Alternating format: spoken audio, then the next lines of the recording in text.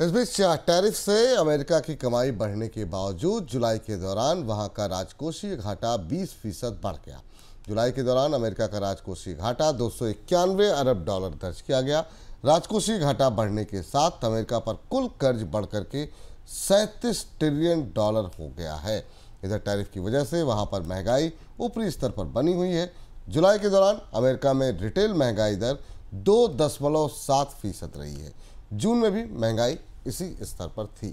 Sir, America में कल दो महत्वपूर्ण आंकड़े आए। महंगाई तो बढ़ती हुई दिखाई दी, उसके साथ साथ सरकार का घाटा भी बढ़ा। इन आंकड़ों से क्या कुछ समझ में आ रहा है? टैरिफ बढ़ाने के बाद राजकोषीय तस्वीर आपको कैसी दिखाई दे रही है?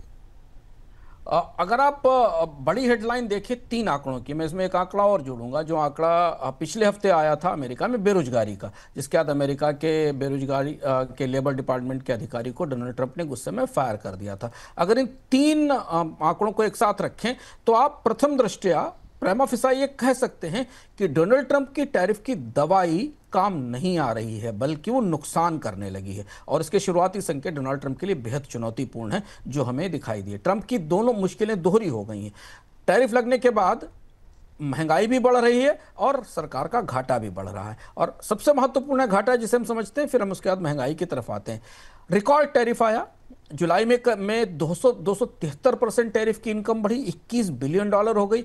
अमेरिका में इतना टैरिफ किसी एक महीने में कभी नहीं आया, क्योंकि बड़ी टैरिफ की बढ़ोतरी की गई थी।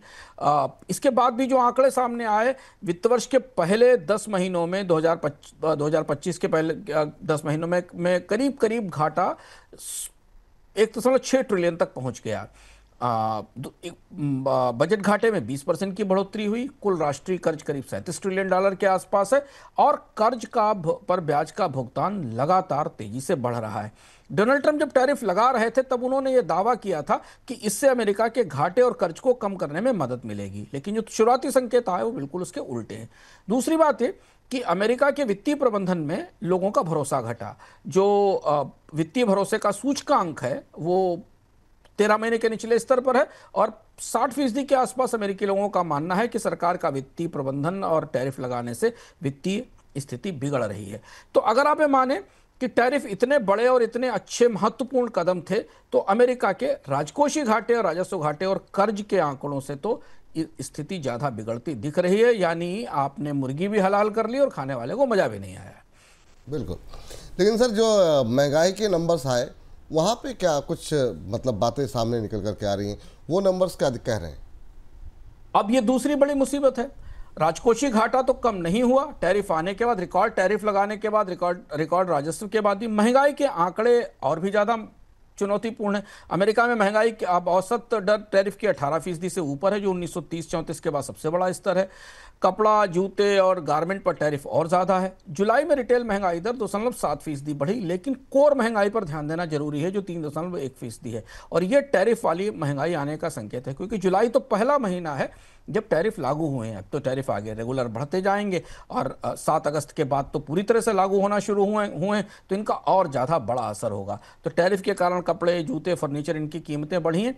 इस महीने चूंकि ग्रॉसरी की कीमतें कम थी और ईंधन की कीमत कम थी, इसलिए खुदरा महंगाई कम रही। दूसरी चीज़ है कि बड़ा सवाल इस बात पर भी रहा कि क्या आंकड़े साफ सुथरे पारदर्शी हैं, क्योंकि बड़ी चर्चा अमेरिका में कि महंगाई के आंकड़ों को सप्रेस किया गया, स्पष्ट रूप से सामने नहीं लाया गया। लेकिन अगर आप जूते, फर्नीचर, कपड़े, इनकी कीमतें देखें तो जुलाई में इनमें करीब करीब 1 से 2% की बढ़ोतरी दिखाई देती है।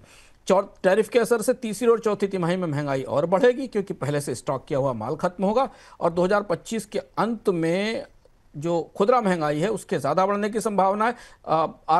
फेडरल रिजर्व का जो बेंचमार्क लेवल है 2% का जो लक्ष्य है, उससे तो ऊपर ही है, 3% से ऊपर निकल सकती है।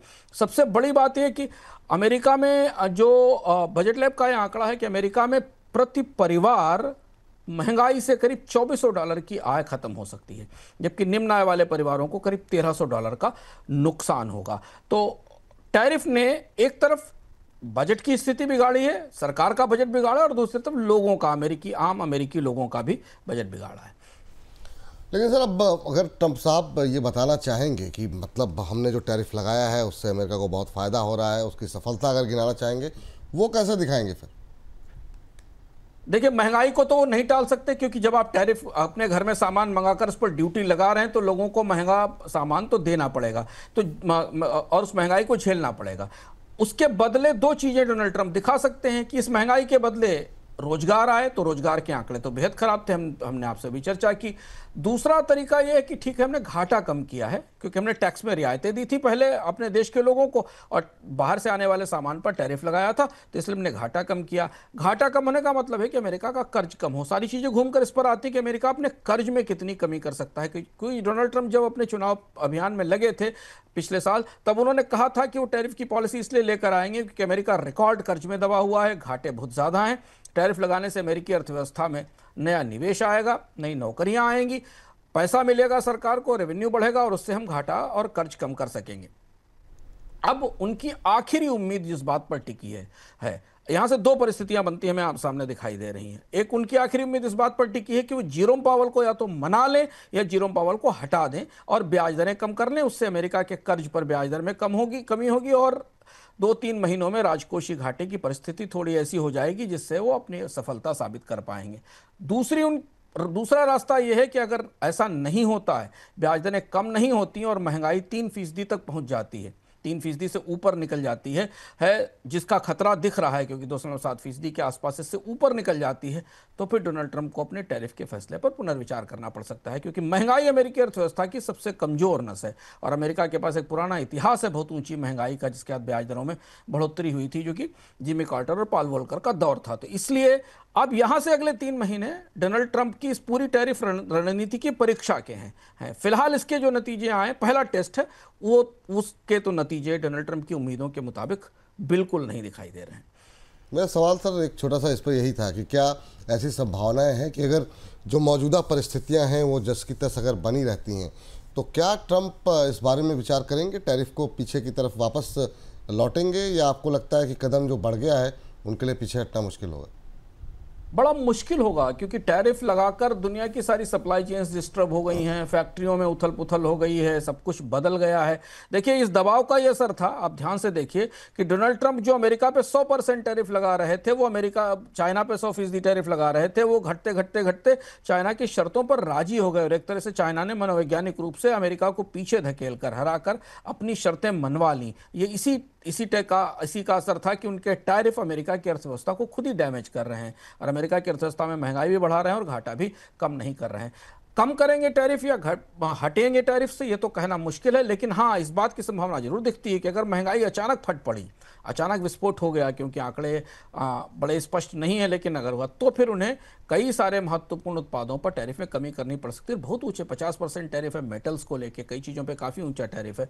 तो उन्होंने गुंजाइश बना रखी है, जैसा कि लोग बता रहे हैं सूत्रों से, बाकी लोगों से बात होकर, कि उन्होंने गुंजाइश बना रखी है कि उन्हें किसी खास उत्पाद में, किसी खास प्रोडक्ट में अगर टैरिफ में महंगाई बढ़ती दिखाई दी तो उसकी ट्वीकिंग शुरू करेंगे, पर वो वापस लौटेंगे टैरिफ से, इस बात की संभावना ज़रा कम है। जब तक कि अदालत उन्हें ना रोक दे, अमेरिका के कोर्ट से फैसला ना आ जाए, तब तक उससे वापस लौटेंगे इसकी संभावना कम है। क्योंकि अपनी सफलता को एक तरह से साबित करने के लिए उनके पास रेवेन्यू तो है ही, जिसमें रिकॉर्ड बढ़ोतरी दिखाई दे रही है, लेकिन घाटा और कर्ज बुरी तरह बढ़ा हुआ, जो उनकी सारी कोशिशों को ख़त्म कर रहा है। लेकिन सर, अगर महंगाई बढ़ गई इस दौरान तो फिर तो पावेल साहब के लिए और ट्रंप साहब के लिए मुश्किल होगा कि वो ब्याज दरें घटाने के लिए दबाव बना सके।